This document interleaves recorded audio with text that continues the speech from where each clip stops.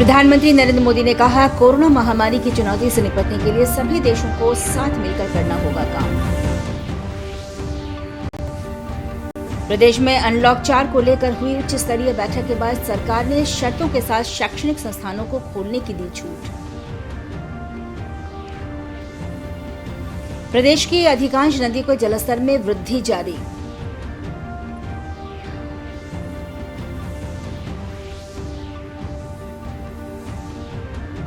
और लोजपा के संस्थापक रामविलास पासवान की मनाई जा रही है जयंती, प्रधानमंत्री ने दी श्रद्धांजलि।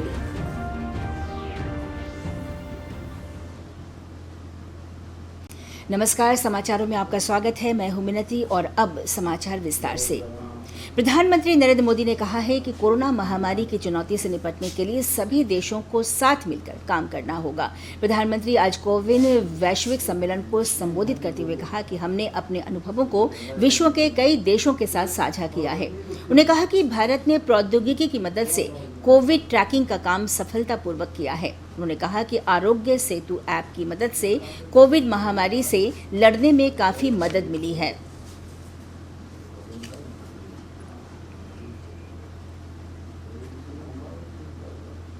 Our technology platform for COVID vaccination, the platform we call COVIN, is being prepared to be made open source. Soon, it will be available in any and all countries.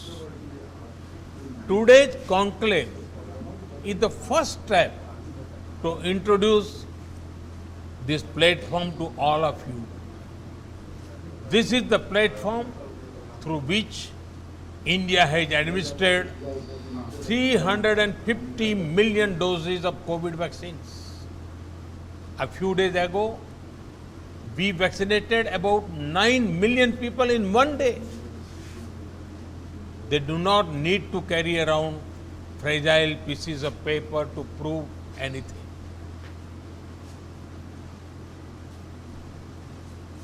प्रदेश में अनलॉक 4 में सरकारी और गैर सरकारी कार्यालयों को सामान्य रूप से खोलने और सभी शिक्षण संस्थानों को 50% छात्र छात्राओं की उपस्थिति के साथ खोलने का निर्णय लिया गया है। आज मुख्यमंत्री नीतीश कुमार की अध्यक्षता में अनलॉक 4 को लेकर हुई उच्च स्तरीय बैठक में ये निर्णय लिया गया। बैठक में लिए गए निर्णयों की जानकारी मुख्यमंत्री नीतीश कुमार ने ट्वीट कर कहा है कि सरकारी और गैर सरकारी कार्यालयों में टीका ले चुके कर्मी ही कार्यालय में प्रवेश पा सकेंगे। वहीं दूसरी ओर शैक्षणिक संस्थानों के वयस्क छात्र छात्राओं, शिक्षक और कर्मियों के लिए टीकाकरण की विशेष व्यवस्था की जाएगी। बैठक में लिए गए निर्णयों की बिंदुवार जानकारी देते हुए मुख्य सचिव त्रिपुरारी शरण ने बताया कि सभी दुकानें और प्रतिष्ठान एक दिन बीच कर संध्या 7 बजे तक खुलने के पूर्ववत प्रावधान लागू रहेंगे। निजी वाहनों के पैदल आवागमन पर नाइट कर्फ्यू की अवधि को छोड़कर कोई प्रतिबंध नहीं होगा। सार्वजनिक एवं निजी वाहनों में सभी के लिए मास्क पहनना अनिवार्य होगा। इनका पालन नहीं करने पर उपयुक्त कार्रवाई की जाएगी। अस्पताल एवं अन्य संबंधित स्वास्थ्य प्रतिष्ठान, पशु स्वास्थ्य सहित उनके निर्माण एवं वितरण इकाइयों, सरकारी एवं निजी दवा दुकानें, चश्मा की दुकानें, medical lab, nursing home, ambulance सेवाओं से संबंधित प्रतिष्ठान यथावत कार्य रहेंगे।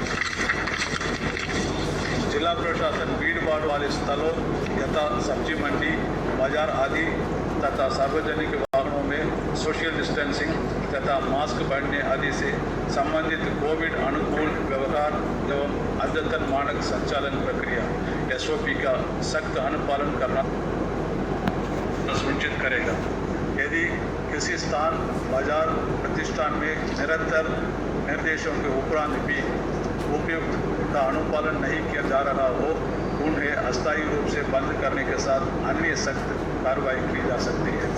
जिला पदाधिकारी स्थानीय परिस्थितियों की समीक्षा कर उपयुक्त प्रतिबंधों के अतिरिक्त एवं अधिक सख्त प्रतिबंध लगा सकेंगे, किंतु किसी भी परिस्थिति में उपयुक्त प्रतिबंधों शिथिल नहीं किया जा सकेगा। प्रदेश के विभिन्न जिलों में बारिश के कारण उत्तर बिहार में नदियों का जलस्तर तेजी से बढ़ रहा है। विभिन्न जिलों में गंडक, बूढ़ी गंडक, कोसी और बागमती नदियां खतरे के निशान को पार कर चुकी हैं। केंद्रीय जल आयोग से प्राप्त सूचना के अनुसार पूर्वी चंपारण के लालबेगिया घाट, समस्तीपुर के रोसड़ा में बूढ़ी गंडक नदी का जलस्तर खतरे के निशान से ऊपर है। वहीं गोपालगंज के डुमरिया घाट में गंडक नदी का जलस्तर भी खतरे के निशान से 113 सेंटीमीटर ऊपर है। सीतामढ़ी के ढेंग ब्रिज और रूनीसैदपुर, मुजफ्फरपुर के बेनीबाद में बागमती नदी लाल निशान से ऊपर बह रही है। वहीं दरभंगा के कमतौल में अधवारा नदी का जलस्तर खतरे के निशान से ऊपर है। नेपाल के तराई क्षेत्रों में वर्षा और वाल्मीकि नगर बैराज से पानी छोड़े जाने के कारण गोपालगंज जिले के मांझा और सदर प्रखंड के दर्जनों गांव जलमग्न हो गए हैं। जिले के बरौली थाना के बतरडेह गांव में मवेशी चराने गए 3 लोगों की गंगा नदी में डूबने से मौत हो गई। बाढ़ से बड़ी संख्या में लोग प्रभावित हुए हैं। सड़कों पर पानी आ जाने से यातायात भी प्रभावित हुआ है।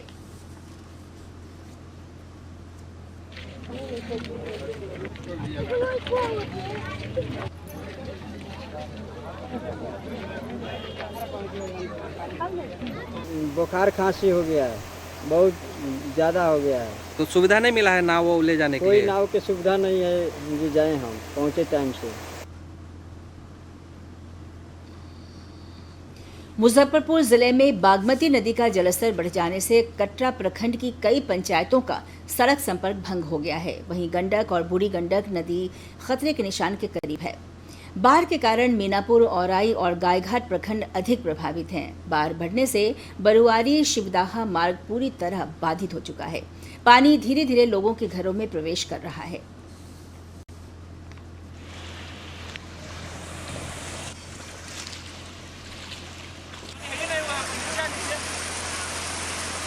बहुत बढ़ रहा है पानी। अभी हमरे सबको तो बचने की उम्मीदें नहीं है। घर में पानी घर में घुसा हुआ है पानी। सहयोग कहीं से कुछ अभी कहूँ नहीं आया है सर। सीओ साहब के कहें, बीडीओ साहब कहें, हर आदमी कहें, मगर अभी तक कब आया पानी? रात को 3 बजे से आया। प्रदेश के अधिकांश हिस्सों में मानसून फिर से सक्रिय हो गया है। मौसम विभाग ने अधिकांश जिलों के लिए 7 जुलाई तक ऑरेंज और येलो अलर्ट जारी किया है। उत्तर बिहार के अनेक जिलों में आज और कल भारी बारिश के आसार हैं। दक्षिण पूर्व भाग में भी ऐसी ही स्थिति रहेगी। वज्रपात की भी आशंका व्यक्त की गई है। आपदा प्रबंधन विभाग ने चौकसी बरतने की अपील की है। इस बुलेटिन का सीधा प्रसारण आप हमारे YouTube channel DD news Bihar पर देख सकते हैं। इसके अलावा ट्विटर और फेसबुक पेज पर भी ताज़ा तरीन समाचार और सूचनाएं उपलब्ध हैं। हमारे यूट्यूब चैनल तक पहुंचने के लिए अपने मोबाइल से स्क्रीन पर दिखाए जा रहे QR कोड को स्कैन करें और डीडी बिहार से प्रसारित होने वाले समाचार देखें। लोक जनशक्ति पार्टी के संस्थापक और पूर्व केंद्रीय मंत्री रामविलास पासवान की आज जयंती है। इस अवसर पर उन्हें श्रद्धापूर्वक याद किया जा रहा है। प्रधानमंत्री नरेंद्र मोदी ने भी स्वर्गीय रामविलास पासवान को श्रद्धांजलि दी है। प्रधानमंत्री ने ट्विटर पर अपने संदेश में कहा कि आज मेरे मित्र दिवंगत रामविलास पासवान की जयंती है। आज इनकी कमी बहुत खल रही है और भारत के सबसे अधिक अनुभवी सांसदों, प्रशासकों में से एक थे। जनसेवा और वंचितों के सशक्तिकरण में उनके योगदान को हमेशा याद किया जाएगा।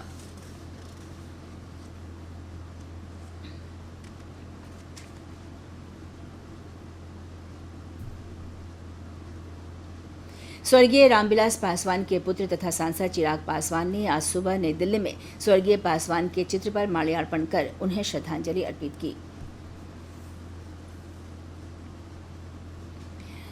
इस अवसर पर लोजपा के दोनों गुटों की ओर से प्रदेश में कई कार्यक्रमों का आयोजन किया जा रहा है। सांसद चिराग पासवान आज हाजीपुर से आशीर्वाद यात्रा शुरू करने के क्रम में पटना हवाई अड्डे पहुंचे, जहां भारी संख्या में कार्यकर्ताओं ने उनका स्वागत किया।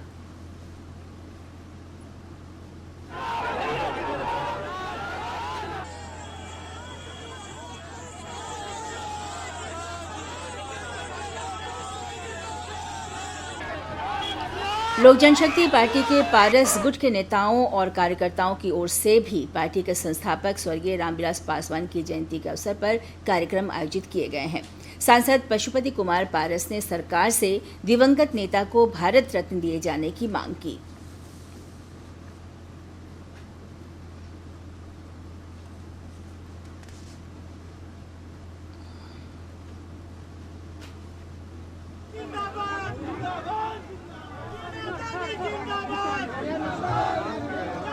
इसलिए मैं प्रधानमंत्री से आग्रह करता हूं और माननीय बिहार के मुख्यमंत्री से भी आग्रह करता हूं कि बिहार सरकार एक अनुशंसा पत्र भेजे भारत सरकार को, तो स्वर्गीय पासवान जी को भारत रत्न से भारत रत्न की उपाधि दी जाए। लेकिन मैं मुख्यमंत्री से मांग करता हूँ इस एक व्हीलर रोड को वो राष्ट्रीय स्मारक पासवान जी के नाम से घोषित करें और जहाँ आप खड़े हैं यहीं पर आदमकद की मूर्ति बिहार सरकार अपने द्वारा करे।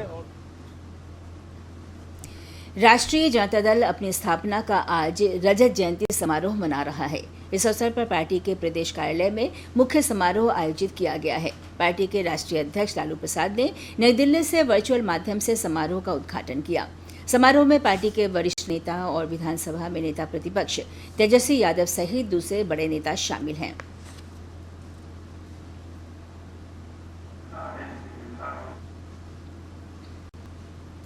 राजद प्रदेश कार्यालय में पार्टी कार्यकर्ताओं नेताओं ने पूर्व केंद्रीय मंत्री रामविलास पासवान की जयंती के अवसर पर उनके चित्र पर माल्यार्पण कर श्रद्धांजलि अर्पित की।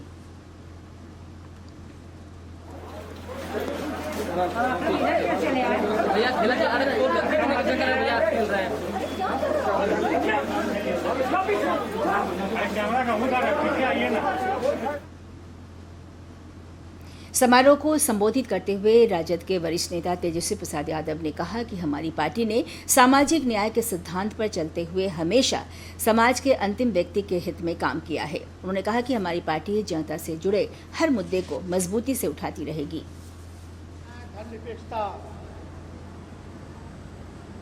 गैर बराबरी, लोगों को बराबरी हो, समानता हो, अंतिम पैदान पे खड़ा शोषित समाज को आगे मुख्य धारा में लाना हो, दंगाइयों को परास्त करना हो, सब लोगों ने हम लोग और जो वाकई में बिहार की समस्या है उसको लेकर प्रधानमंत्री गरीब कल्याण अन्न योजना के सफल क्रियान्वयन के लिए भारतीय खाद्य निगम ने विशेष व्यवस्था की है। निगम ने बिहार में इस योजना के सुचारू संचालन के लिए 2 माह का बफर स्टॉक बनाया है।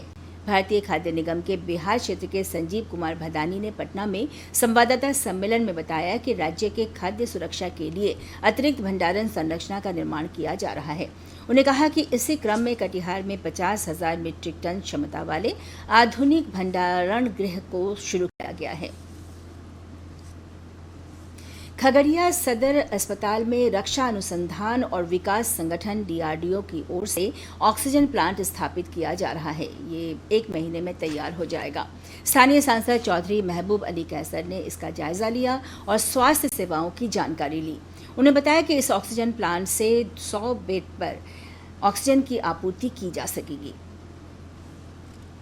सांसद चौधरी महबूब अली कैसर ने सदर अस्पताल परिसर में वृक्षारोपण भी किया। इस अवसर पर अनेक प्रतिनिधि भी शामिल हुए। कोरोना संक्रमण पर नियंत्रण के लिए लॉकडाउन के कारण रोजगार के संकट के बीच निर्माण कार्य शुरू हो जाने से अब मजदूरों को काम मिल रहा है। सहरसा में बिहार शहरी आधारभूत संरचना विकास निगम की ओर से शहरों क्षेत्रों में नाला का निर्माण किया जा रहा है। इससे प्रवासी मजदूरों को रोजगार मिल रहा है। मजदूरों के लिए स्थानीय स्तर पर रोजगार की उपलब्धता बड़ी राहत की बात है। और अंत में बुलेटिन के मुख्य समाचार एक बार फिर। भोजपुरी लोकगीतों की समृद्ध परंपरा में अब कोविड जागरूकता भी जुड़ गई है। हम आपको लिए चलते हैं भोजपुर, जहां के लोक कलाकार विभिन्न संस्कार गीतों में कोरोना जागरूकता पिरोकर लोगों को जागरूक करने का प्रयास बचाने की चुनौती बहुत बड़ी है। पिछले साल जब अचानक लॉकडाउन लगाना पड़ा तो लोगों का पूरा जीवन ही अस्त व्यस्त हो गया। ऐसे में शादी प्रदेश की अधिकांश नदियों के जलस्तर में वृद्धि जारी।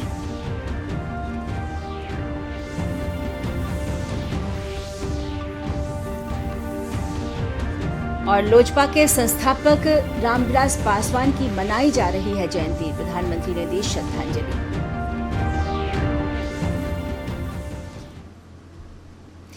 दर्शकों, कोविड का खतरा कम नहीं हुआ है, इसलिए आप सभी से अपील है कि कोई भी कोताही न बरतें। 18 वर्ष के ऊपर के सभी लोग टीकाकरण के लिए कोविन ऐप पर पंजीकरण कराएं। मास्क पहनें, सुरक्षित दूरी बनाए रखें और अपने हाथों को सैनिटाइज करते रहें। नमस्कार।